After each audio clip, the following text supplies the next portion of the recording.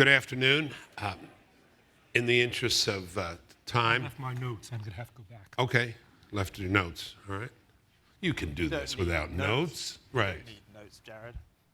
I'll do your part. No, hell no. You haven't got notes there? In the interest of time and appropriate humility, I'm going to say very little. So we will begin with the panel right away. You know who these folks are. Jared Diamond just left. He'll be right back. Neil Ferguson is to my immediate left. James Robinson to the far left. We will have two major questions, and then if there's time, we'd love to take some other questions from you, and we'll have some exchange among the panel. I think we should probably just start in reverse order. Is that okay? We'll start with you. The first question is this. I'll tell you what the second question is, so you will stick around for sure. And the second question is, what about the U.S. and what about China? Are they on their way up? Are they on their way down? How would you bet it? What would you say? The first question is this. From your work, from your extensive work, each of you, what would you say you have learned about the general pattern, if there is a general pattern, about the rise and fall of civilizations? What makes them succeed? What makes them fail? Neil Ferguson. Well, thanks very much. It's a great pleasure to be back at the Milken Institute Global Conference, itself a hugely successful institution. I think most people that are sitting in this audience have in their minds a more or less cyclical theory of history, even if it's only a subconscious theory, that a little bit like people, nations or civilizations rise from their youth, they reach a zenith at about my age, and then it's all downhill. But it's a sort of arc.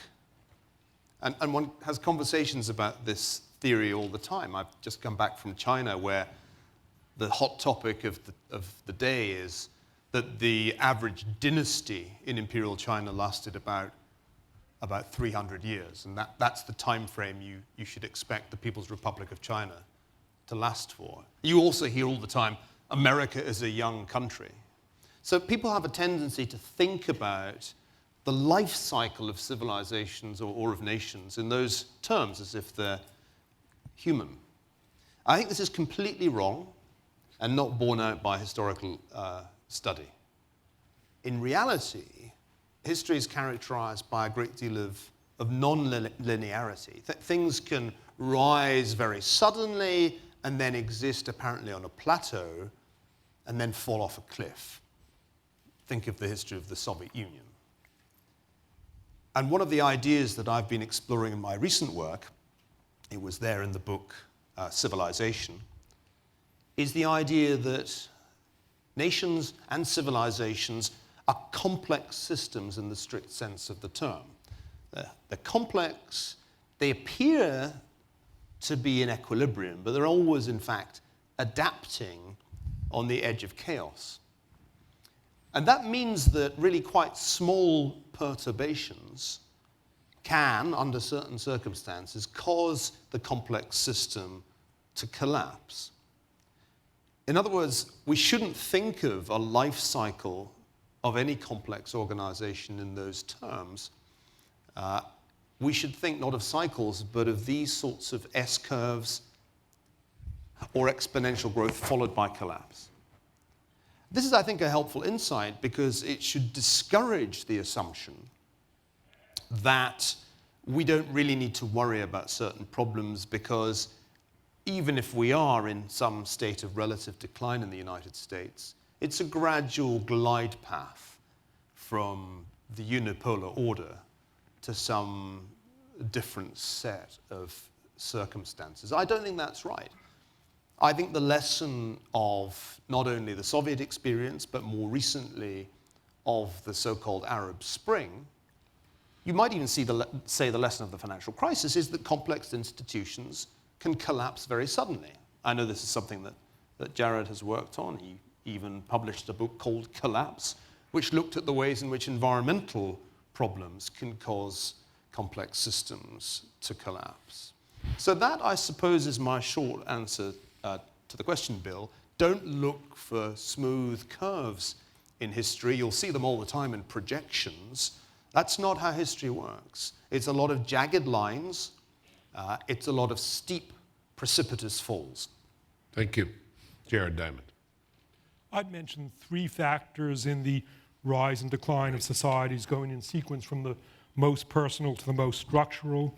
The most personal factor is that if people are very sick or dead, they can't contribute to their country's economy. In fact, the biggest disease problems of the last 500 years involved infectious diseases, namely the European-carried epidemic infectious diseases such as smallpox and measles that clobbered populations of Native Americans and Pacific Islanders and left the rest vulnerable for Europeans to conquer. And conversely, the tropical diseases like malaria that kept Europeans from settling the tropics in large numbers until medications became available in the last 200 years. Today, we're still terrified about emerging infectious diseases like AIDS, SARS, and Ebola, but our terror is misplaced. Actually, even though AIDS exerts a modest death toll compared to infectious diseases of the past, and SARS and Ebola, although they're terrifying to the unfortunate few affected individuals, exert a negligible toll on society.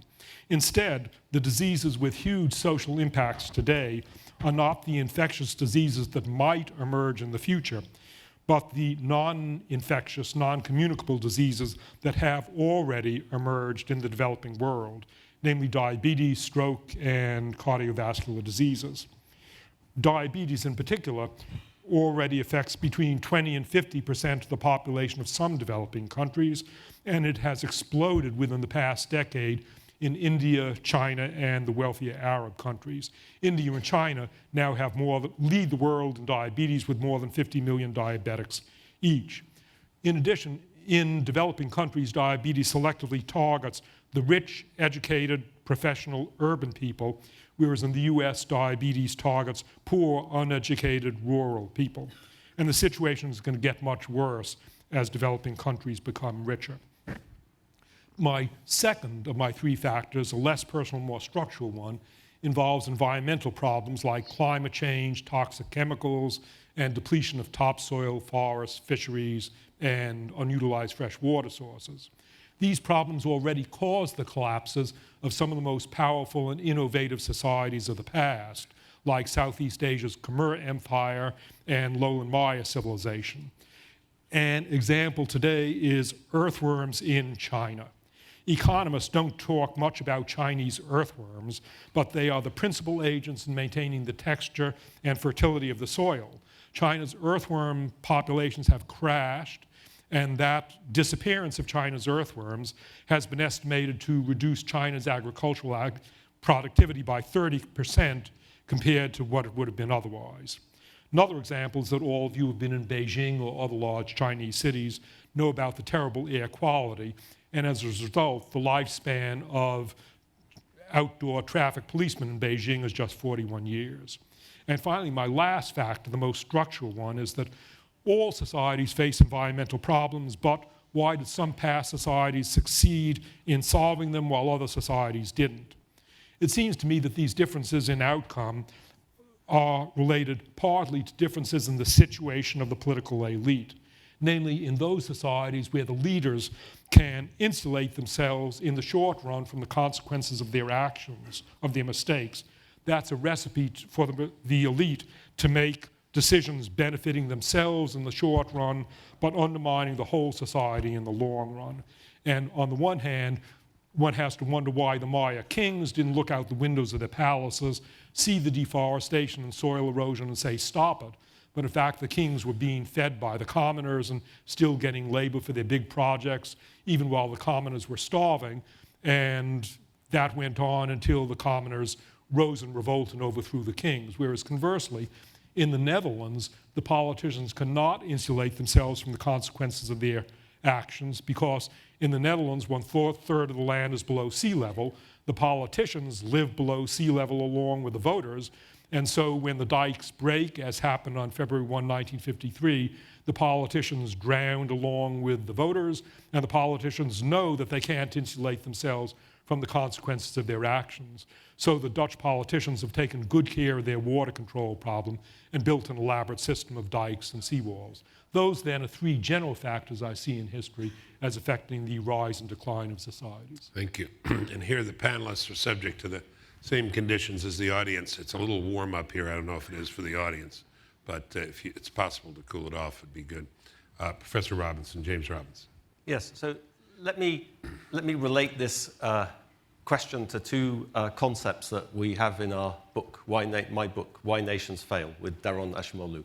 We make this dichotomy between economically successful and economically unsuccessful societies, and we relate that to their underlying institutions, the rules that create incentives and opportunities in life, in the economic sphere. So economic sphere, economic institutions, political sphere. Why are institutions important? Economists have known since the 1950s, since the work of Robert Solow, that what really drives economic progress is innovation, ideas, creativity, entrepreneurship.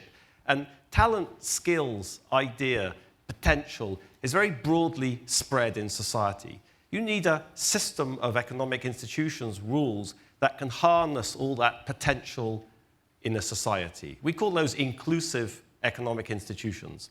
But societies get institutions, sets of institutions, for particular reasons. And that's because of the politics that lies behind the creation of institutions. So simplistically, we have this dichotomy. Economically successful societies have inclusive economic institutions underpinned by inclusive political institutions, and unsuccessful societies have something different. They don't have inclusion. They have something else. You could call it exclusion, but we call it extraction in the book. Why extraction? Because non-inclusive economic institutions and non-inclusive political institutions are usually set up for the purpose of benefiting some subset of society, like President Mubarak and the military and his cronies in Egypt, for example, until very recently. So that was a politically extractive system, and it created an economically extractive system to go along with it: barriers to entry, monopolies, perks for the friends and the cronies of the military. So think about that dichotomy and then ask, well, what about the rise and fall of societies? We emphasize in the book that once you get one of these systems set up, extractive politics, extractive economics, or inclusive politics and inclusive economics, that's actually pretty stable. There's always challenges to institutions in any society. People always have an incentive to try and rejig institutions. In the United States in the 19th century, the robber barons wanted to rejig institutions in the US, but it turned out that the way US society was organized was very robust, and I think that's good to bear in mind. Poverty is robust, but success is robust too.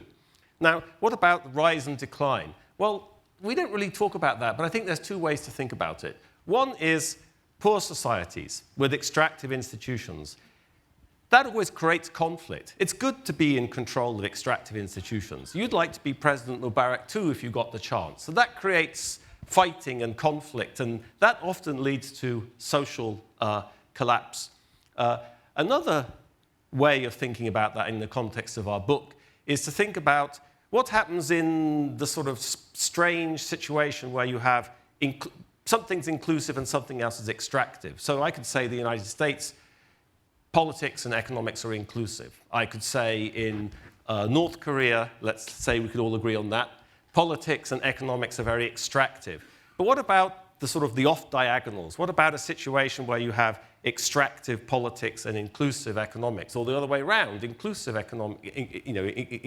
politics and extractive economics? Well, that's an unstable situation we emphasize in the book. So you can go into a situation where the political or economic system can change, then you get a mismatch between economics and politics, and that can also create a situation of rise and decline because you have this instability where you don't have this matching between the economics and the politics.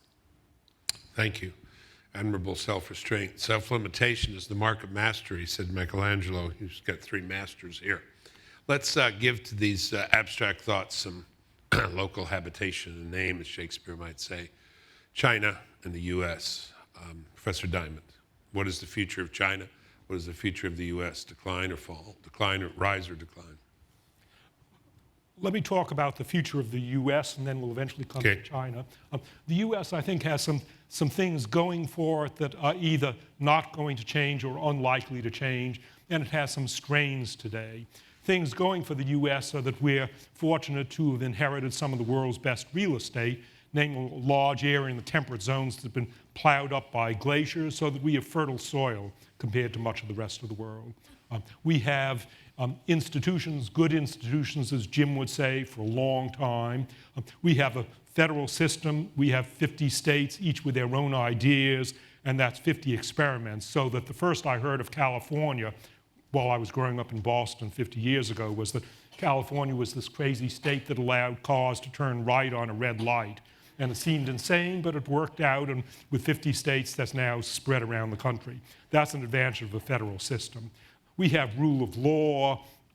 We have a spirit of compromise.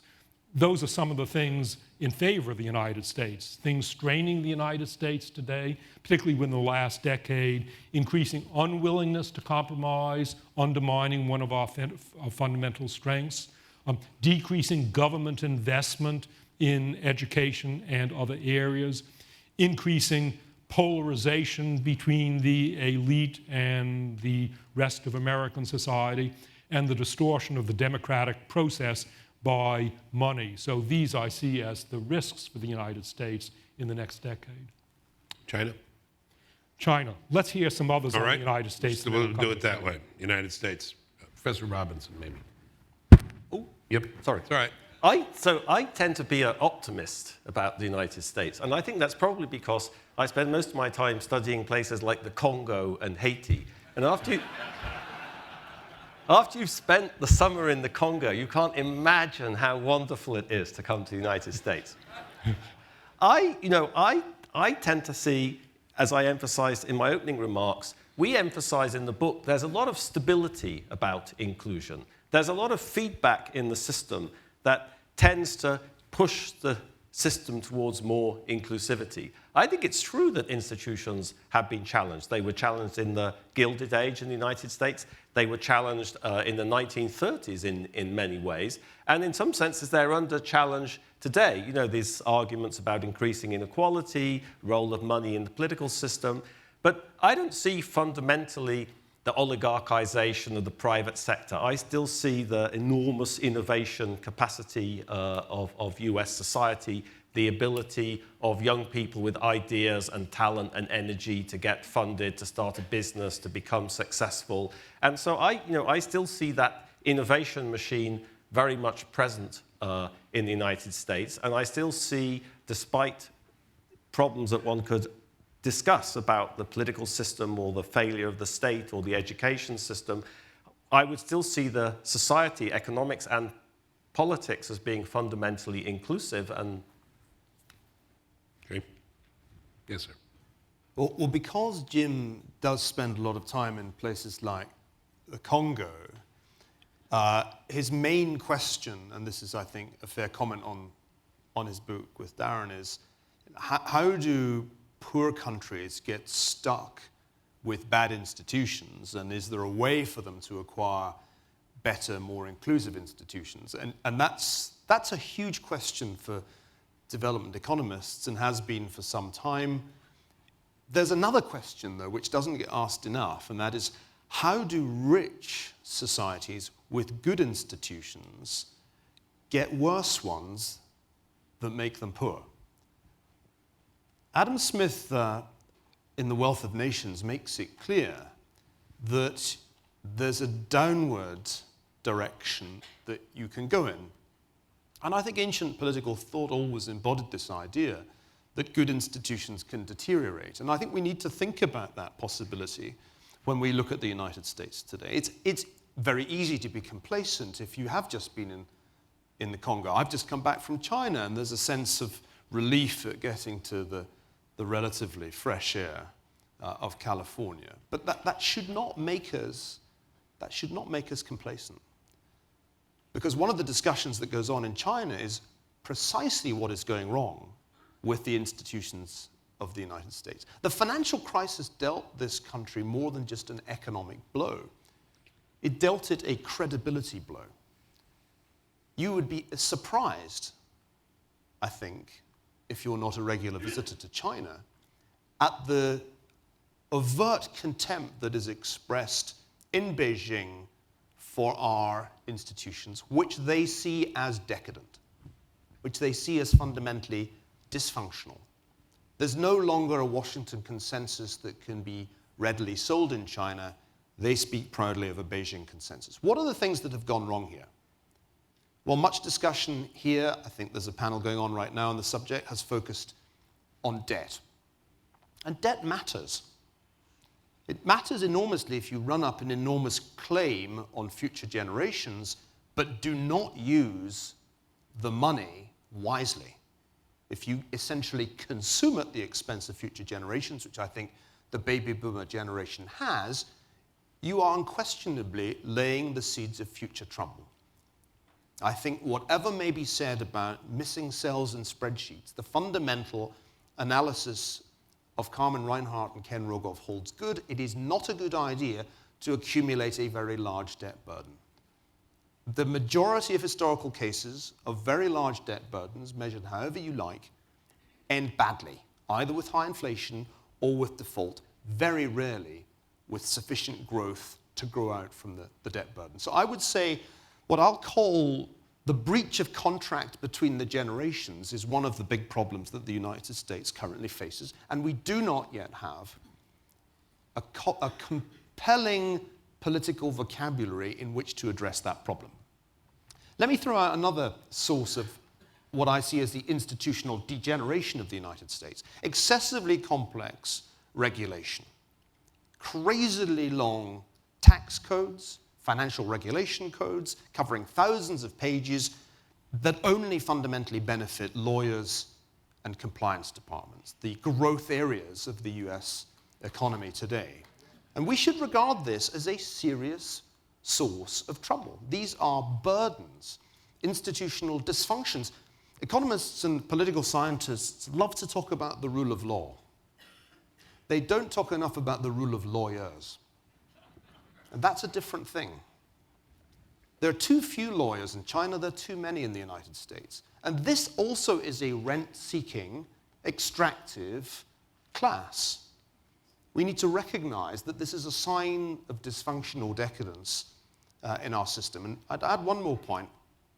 The civil society that so impressed people when they visited the United States until relatively recently, not just Tocqueville in the 1830s, but right into the 1950s, has atrophied to a shocking extent. The associational life that used to make this country the envy of the rest of the world, that attitude that problems could be solved by citizens, not by the state, appears to have largely vanished. Read Charles Murray's book, Coming Apart, to understand what I'm talking about.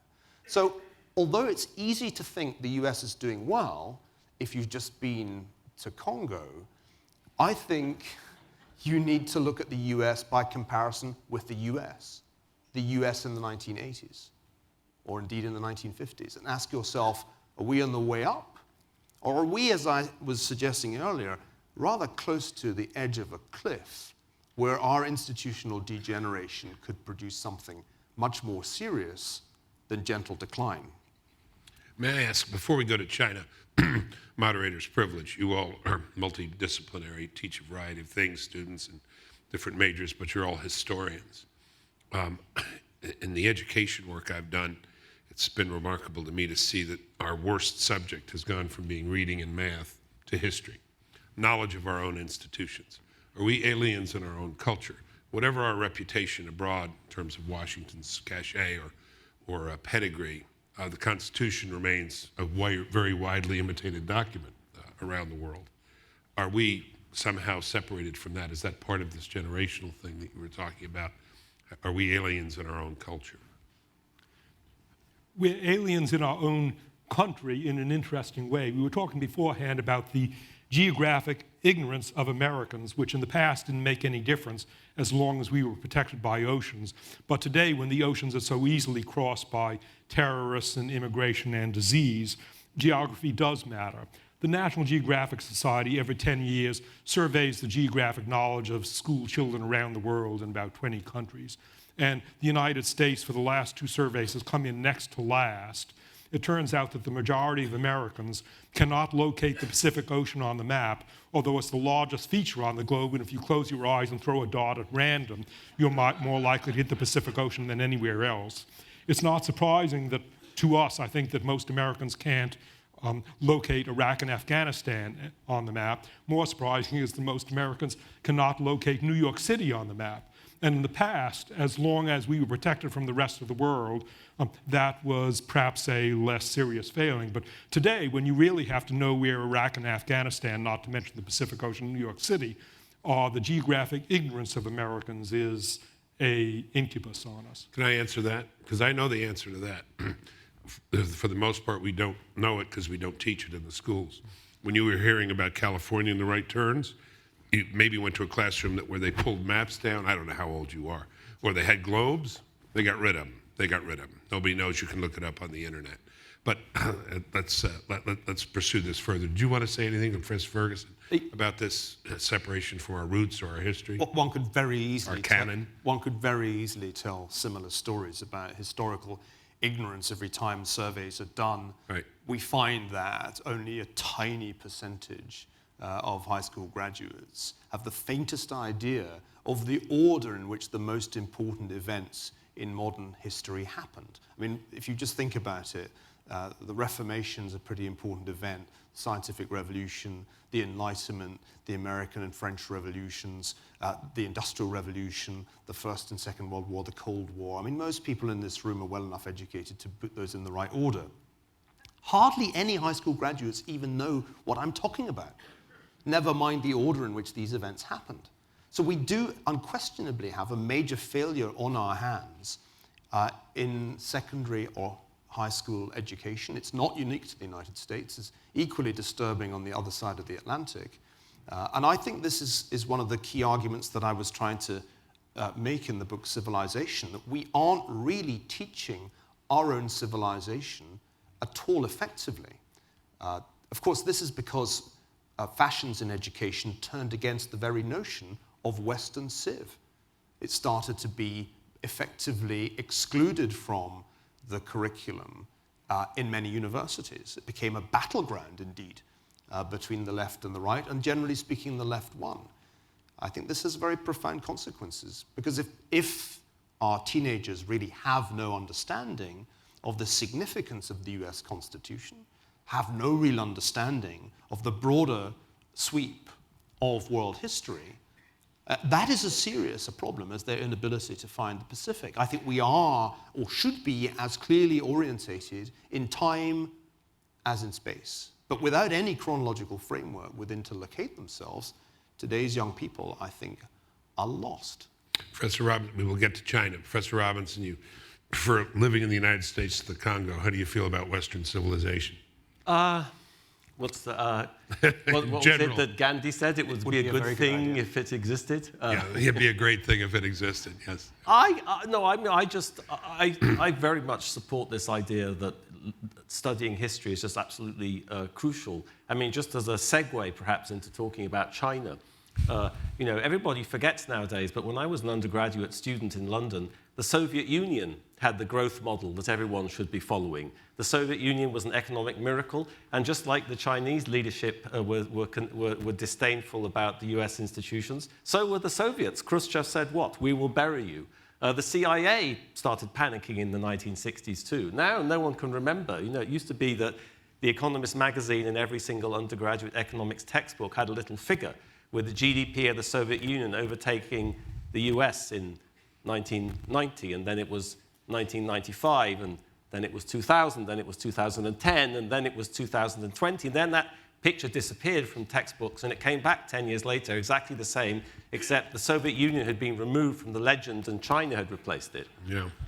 So here's a case where a bit of history is a sobering exercise. One can extrapolate far too much from thinking about 10 years, what happened in the previous 10 years. It's very interesting to think more historically about this issue of who's doing well and why are they doing well and how sustainable is it? Would you say, to wrap this up, yes or no, America will decline, America will not decline? Yes, no? No. No. I d- Good. I don't think so either. What's that? I don't think so either. No, no. Great. Fabulous. But that, Let's but that- end there. Let's go home. But that, Let's have a drink. Let's have a drink. but that doesn't mean. That doesn't mean. Okay, go The ahead. reason I hesitated is that ultimately we shouldn't tell ourselves that China is just the Soviet Union 2.0. Yeah. This is not some wild fantasy projection. The International Monetary Fund has China's GDP overtaking that of the United States in 2017, in 4 years' time. For that not to happen, either the United States growth rate has to quadruple, or the growth rate of China has to fall by 75%. It is highly likely that that will happen using the purchasing power parity adjusted calculation. So I think we've got to be very careful to say it's all great and we can all go home feeling pleased with ourselves. The problems I've mentioned are real, and they almost certainly translate into a slower growth rate than we've been accustomed to in our lifetimes in the United States. And I think it's a great illusion to imagine that China is going to oblige us by suddenly collapsing in the way that some people, often ill-informed people, imagine. That is not going to happen. China has its problems, but I don't share Jim's pessimism that it's going to do what the Soviets did, because the model is profoundly different. Market forces play an extremely large and growing part in the way that China operates. It is not Soviet Union 2.0, and therefore, while I don't think the United States is going to decline, it may yet fall. Remember, one thing we haven't talked about so far is that the great shifts in power don't always come from endogenous forces. Very often, they're exogenous shocks. The Mayans and Aztecs were doing just fine until an external force, first disease and then the men who bore it, destroyed their empires. And exogenous shocks are in many ways more often the cause of the collapse of a civilization or nation than endogenous decadence of the sort that Gibbon had in mind when he discussed the Roman relationship to religion. So I do see a disturbing scenario in which the United States suffers from this degeneration that I've talked about. It doesn't decline, it's kind of level pegging in what Adam Smith called the stationary state. And meanwhile, China's growth model can propel it far enough to become a far more serious threat than the Soviet Union ever was. And when you think about the kind of war, the kind of conflict that could break out between the United States and China, it would be a new kind of conflict. It would be a cyber war, more likely than a naval war. And a cyber conflict, if effectively waged against our complex, technologically dependent society, could cause something far nastier than decline. And we should not underestimate that challenge. Indeed, I think underestimating it is precisely the disease, the complacency I'm talking about. It used to be an extremely popular line in this country, whenever one talked about China, to say, you know, take out your iPhone, Neil, and I would obligingly take it out. And they'd say, what does it say on the back of the iPhone? And of course it says designed in California by Apple and manufactured in China. And then people would say, you see? As if that answered the question. But more and more things are being designed in China. Don't underestimate the extent to which Apple is losing ground in China. I'll tell you one thing. You go to Beijing, I've been there for a week last week, the devices that the elite use are not iPhones. Samsung, far more than iPhone, is the dominant handheld device. Samsung is not an American product. Okay. You want to comment on that, China? Back to your earthworms? Sure. As for China, we Americans are virtually paranoid about the growth of China. And it's true that if you start off poor and weak, it's relatively easy to become a little less poor and weak. I see two major obstacles in China becoming rich and powerful in the foreseeable future. The obstacles are political and obstacles of real estate. As far as political obstacles, China does not and has never had an inclusive political system. there are advantages of having an inclusive political system where there are lots of ideas that can be thrown out and the ideas get debated. Either they compete in the different states or they compete between the different parties and they compete in elections. In the United States, we have that advantage. China has never had a political system of competing ideas. China was unified for the first time in 221 BC, and China has been unified for most of the time with occasional fallings apart, but then getting put back together in the last 2,231 years. So China has a long history of centralized government and the lack of competing ideas. It's not going to be easy. I would say it's going to be essentially impossible for China to overcome that burden of 2,300 years of non-inclusive political thinking. And then China has the misfortune to have inherited fragile real estate and to have made big messes of that real estate, especially because of its political decisions in the last decades. China is drier. It is drained by the Himalayan plateau, where there are other countries that are competing for the same water supply. I mentioned China's earthworms. Everybody knows about China's air quality. Less well known is China's water quality. The water table in coastal China is dropping. Into the fresh water table is coming salt water. And I read earlier this week that increasing numbers of rich Chinese are leaving China and moving elsewhere because they don't see a solution for the water problem. So China has the misfortune to have inherited fragile real estate, but its problems have been made worse by political decisions on the part of the Chinese government. So I see then both political and environmental disadvantages, both intrinsic disadvantages and long lag societal disadvantages, they're going to be very difficult for China to overcome. I see China as increasing from their present position of relative poverty and lack of power, but I don't see it as on the cards for China to overtake the United States or Europe or Japan. Quick comment from Professor Ferguson, then we'll go to Professor Robinson. Let me imagine this conversation happening in, say, the year 1413. And let's imagine this was happening in Nanjing in the Ming Dynasty. You might imagine somebody saying, well, I look at the politics of Europe and all I see are centuries of disunity. Ever since the fall of the Roman Empire, they've been warring amongst themselves. It's fundamentally dysfunctional. Centuries of internecine strife seem to me to condemn Europeans to disaster. As for the real estate, well, there's a real problem of deforestation because the Europeans really do just regularly burn the wood that they have. And the impact of recent epidemic disease has been devastating, far more so than here in populous China. Indeed, so much so that I hear some Europeans are seriously thinking about emigrating to get away from the mess that Europe is in. You can tell, in other words, a story which sounds exactly like what you've just heard about China, about Europe on the eve of its rise to dominate the world.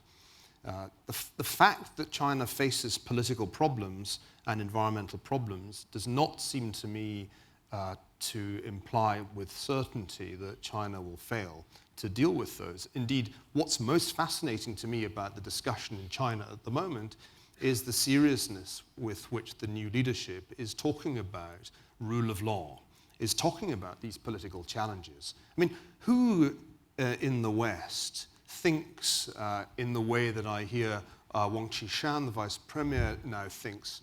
He's been heard to recommend to fellow members of the Politburo Tocqueville's Old Regime and the Revolution as required reading for them to think about the problems that China faces. If nothing else, China's leadership is as aware of its challenges as Professor Diamond. I wish I could say the same of our leadership. I think We have one no and one yes. I think one historical lesson we can all agree on is authoritarian leadership never invent themselves out of existence. You can't have rule of law in a society where the Communist Party appoints all the judges. I think the big picture on China is, as Professor Ferguson says, yes, there's lots of markets in China. where did all that come from? You know, it's good to back up and think about China in the 1970s. China was a very poor, technologically backward place. China has got very rich by adopting lots of innovations that were created elsewhere in the world, such as in the United States. And they've done very well at that. But it's very big, China, so it's very impressive. But the reality is average living standards are like Colombia or something like that. This is very far from being amongst the top countries in terms of prosperity in the world. And when you're very poor, as Professor Diamond said, you can grow very fast. And indeed, there's many examples in history of societies with this unstable combination of political authoritarianism and economic liberalism in some form. Argentina is a wonderful example before the First World War. According to estimates by economic historians, around the time of the First World War, Argentina was one of the richest countries in the world. But Argentina, like China, had this incompatibility between its political system and the way its economy was organized. And that was unsustainable, it was unstable, and Argentina failed to make the transition towards a more inclusive political society. So my perspective would just be that China doesn't have, as Professor Diamond said, doesn't have a political system which is consistent with the sustaining this market model that's been so successful since it was unleashed in the late 1970s. And it's very good to remember, this is not some master plan of the Communist Party. This resulted because the Communist Party stopped trying to control every single aspect of people's lives. The economic boom started in the rural sector with a household responsibility system that gave people incentives. It allowed them to make decisions. It made them residual claimants on what they did. They deregulated prices. This spread to the manufacturing sector. Was this some great plan? No, it wasn't. The Communist Party was chasing after it. It was illegal for capitalists to be in the party. There was no corporate law. How did people enforce contracts? Informally, outside of the non-existent legal sector, which wasn't there to help them. In Deng Xiaoping's famous Southern tour, he said something. He came back. This was a sort of political thing to re-establish his authority after this Tiananmen Square massacre or uprising, whatever you call it. He came back to Beijing and he said something very interesting. He'd been in the South, Southern tour. He said, it was as if a strange army had appeared out of nowhere. That was the economy, this strange army that had appeared out of nowhere. So this is much of this is a spontaneous response to more like a collapse of the authority of the state in the late 1960s and 1970s as a consequence of the Cultural Revolution. But this is just a train wreck waiting to happen. The Communist Party is desperately, expanding its membership and trying to look like it's in charge of everything. But depending where you are in China, you see very different perceptions of what's going on. And I just feel that, that without a really enduring social contract, a political system that works, this model won't continue. And just like in Argentina, it's very difficult to make a transition towards a more inclusive society. And there's no guarantee that the Chinese will be able to do that in a stable way. Let me, again, because Sure. I'm the historian on this panel, let me take you back to the country that Jim and his co-author cite as the great exemplar, the state or nation that blazed a trail to modernity. I'm talking about England. England in the 18th century. And England in the 18th century is truly fascinating to study because it is the country that stumbles on the Industrial Revolution. It builds the biggest and most successful of all the empires. Inadvertently, it creates the United States as a result of an imperial mishap. Right. And when you ask yourself, how was the governance of England when all of this was happening? The answer is that it was far from the idealized, inclusive system that Jim describes. In fact, England was run by an aristocratic oligarchy. There were two parties that took it in turns to run exactly the kind of extractive system that he describes. The system of public finance was absolutely straightforward. There was no income tax. Taxation was entirely on consumption. It was one of the most regressive tax systems that one could conceive of. There was a large national debt, which was run up through fighting wars to conquer territory, to exploit people outside the European world. That debt was owned by the governing elite. They, as investors, therefore collected the interest, which was financed from the taxes on consumption. Sound good to you? It doesn't really sound ideal to me, and yet it worked. From this notoriously corrupt system, people agreed that it was corrupt. They agreed in condemning the East India Company. Adam Smith rails against the oligarchies and monopolies and distortions of the British economy of the late 18th century. From this emerged a successful, ideal type of economic liberalism and representative government that the world has gradually learnt to imitate. What we need to recognize is the possibility that out of such messy, corrupt, rent-seeking systems can emerge a kind of successful representative model with a rule of law that just about works. Why should that not happen in the China of our time? If you want to compare China with 18th century England, I think I give China the edge. Certainly, I give it the edge when it comes to raising the prosperity of ordinary people. And the rule of law doesn't just spring fully formed from the minds of political scientists. It evolves. It evolved in England. Even in Dickens's time, the institutional system seemed a mess. Read Bleak House. And I think it's perfectly plausible that China can achieve the same kind of evolution from an admittedly corrupt political elite system, from not having the rule of law, barely having any lawyers, not having an independent judiciary, to something that works better. Assuming that it just can't, because somehow our path can't be imitated, is a strange kind of cultural arrogance. Well, England's been compared unfavorably to China, which tempts me to go to you, but you've been called a non-historian, which tempts me to go to you. So I don't know which one of you wants first on Ferguson, but let's do this for a few more minutes, and then I want to throw something else in. Do you want to go first, or do you want to respond? I don't care. Go ahead. I think you're ready. You winced there a couple times. I think that Britain didn't just stumble on the Industrial Revolution. It had the Industrial Revolution because there was enormous innovation in the institutional sphere. Let me give you one example. The patent system.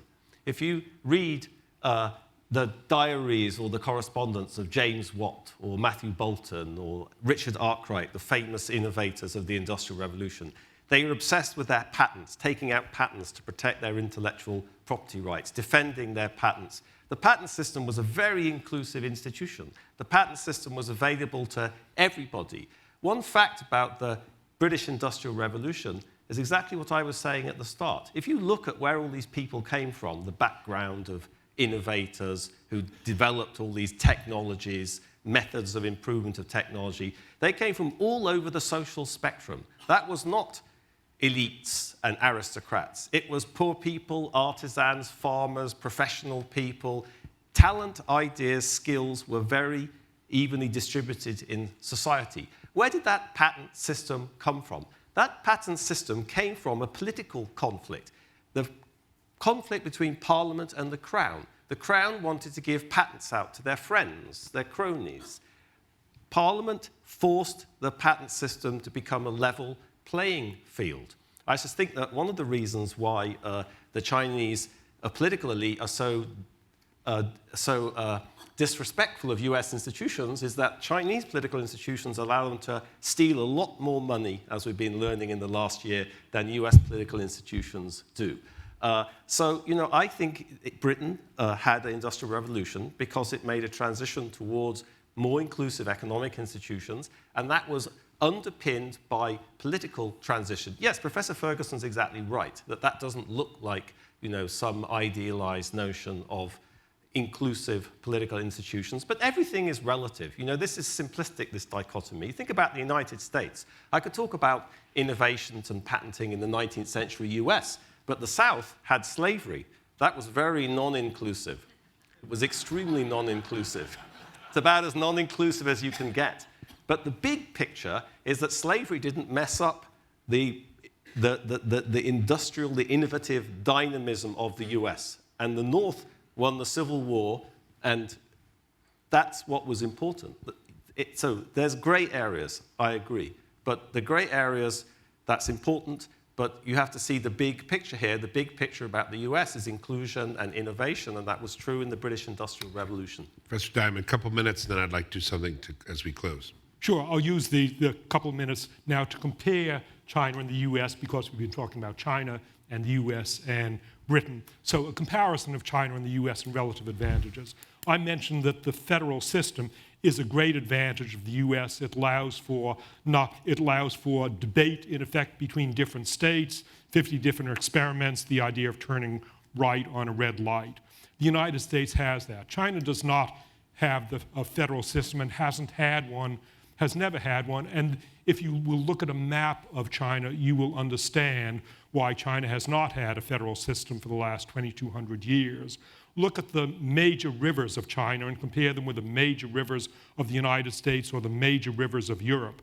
The two big rivers of China flow parallel. They're in lowlands. They were joined by canals already a couple of thousand years ago, and they're being joined by even larger canals today. So China's rivers unify China rather than fragmenting China. China's mountains, compare China's mountains with the mountains of the United States. The mountains of the United States contribute to the fact that the United States is now 48 mainland states. The mountains of China are islands that don't divide up China into chunks. And then look at the coastline of China. China does not have a Florida that became a separate state with big consequences in the year 2000 and various other times. So there are good reasons why China was unified in 221 BC. Yes, China has gone up and down, and a Chinese historian in the year 1430 might have had good things to say about China if that Chinese historian had not known much about the history of China for the previous 1,600 years. But from the long perspective, there are reasons why China has lacked this competition between ideas and is likely to continue lacking competition between ideas. We have 2 minutes left for each panelist. I will ask you to make any summary comments or response. But one other thing I'll throw out, and you don't have to bite on it. We've talked about US and China. You're well-read and well-traveled. Is there another place, another country that you would talk about that's set for rise, prominence, or perhaps decline? Either one. Professor Ferguson, you wanted to respond and comment. 2 minutes, please. Well, let me make the point that it's Europe that we should worry about much more than the United States when we talk about the future prospects of Western civilization. There we see an experiment with federalism that proves that federalism doesn't always work so well. A failed quasi-federal system, a monetary union that was never well advised, is very likely to fall apart in the foreseeable future, and the outlook is extremely bleak. We could perhaps have spent more time on that, because I think this story, which many people think is over, the bond market particularly seems to think the crisis is over, this story is about to resume in earnest, I think, later this year. Geography is fascinating, but it has an enormous explanatory power if the question is the rise and fall of nations, because that seems to happen even while the geography stays pretty much the same. I mean, the geographical explanations, which are such a powerful part of your brilliant book, Guns, Germs, and Steel. By the way, if you haven't read that book, you should go out and buy it this afternoon. It's one of the great works, and it illustrates an important point, that often the best history books are not written by historians. 20 seconds. Geography explains why Eurasia triumphed over the rest of the world, but I don't think it can explain why one end of Eurasia ended up doing so much better than the other end. Very briefly, one, if patents are what you're interested in, China currently runs in third place in terms of new patents granted, after Japan, which is in first place, and the United States. China overtook Germany in 2009 by this measure. Education, China currently is cleaning the clock when it comes to numeracy and literacy. If you look at the PISA scores, we are somewhere in the middle of the table if you include the Shanghai district. So it seems to me that on those measures that Jim mentioned, there's no real reason to be complacent about the United States remaining #1 nation for the foreseeable future. On the contrary, the innovation is happening in China, and it's going to increase as those educational edges begin to translate into, frankly, more geniuses fulfilling their potential. Thank you. A minute and a half, Professor Robbins. Sorry, I'll give you the last one. I think geography can interact with other things. So I would say, let me just end then by talking about Europe, because I tend to think of Europe as being similar to the United States in the sense that it made this transition towards inclusive political and economic institutions. It became very prosperous in the modern period, and I still see many positive feedbacks. I personally think, even though I'm English, that the EU is a fantastic thing. The EU has spread inclusion amazingly in Southern Europe, in Eastern Europe, throughout the former Soviet successor states. Just think about the impact of the EU on Poland, on Hungary, on the Baltic states. This has been fantastic. Yes, there's lots of problems. It's difficult to have a monetary union without a fiscal union. Should Mitterrand and Kohl have gambled on that? Maybe not. But I think the big picture is Europe has been completely changed and for the better by the European Union. And I see the political leadership necessary to sort out the problem. So I don't think it's going to collapse. Thank you.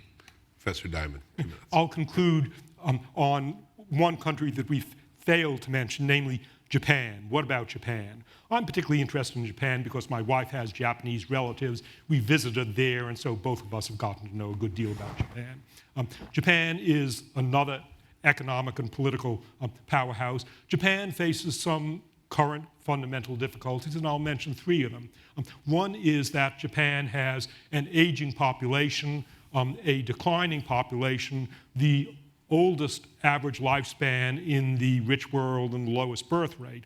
Other countries, Europe, the United States, deal with that problem of an aging population by immigration. Japan has historically been against immigration, and Japan is still against immigration, so it's not on the cards and the horizon for Japan to deal with its problem of an aging population by the American-European solution of immigration. Number 2, the role of women in Japan. Japan has a falling birth rate in part because increasingly Japanese women do not want to marry Japanese men and have children by Japanese men. There are issues with the rising status of women throughout the advanced world. Japan has been especially conservative in this respect, and it is not on the immediate agenda for Japanese women to receive with the blessing of Japanese men the independence that they actually have and that is acceded to in the United States and Europe. And then finally, Japan in the last 70 years has had a problem with overseas resources. Japan went to war disastrously in World War II, basically in a quest for overseas resources, ironically, because Japan was self-contained with resources between 1600 and 1850. So Japan has had longer experience than the US and China and the United States at being self-contained. But the attitude of Japan today is that Japan cannot have its access to world resources limited. And in the past, that was okay when resources were abundant and when there weren't that many consumers. But today, world resources are shrinking, and there are more and more demands on those world resources. And the Japanese attitude of just grab, grab, grab, and not put it up for discussion, those I see as 3 of the main issues that Japan is facing today. Thank you. Thus the life of the mind. I can't imagine a better case for the university than you just heard. Wouldn't you like to stay and hear the whole course as they talk about every country? Thank the panel. Thank you. It's fun. Thank you very much.